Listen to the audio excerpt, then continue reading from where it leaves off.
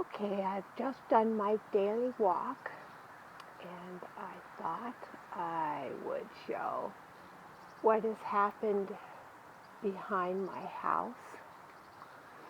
These trees are 80 years old, or were, and they've all been cut down.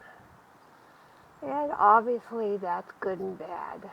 This hill has a good 60-degree or 80-degree slant, and these trees made a lot of noise whenever we had a windstorm.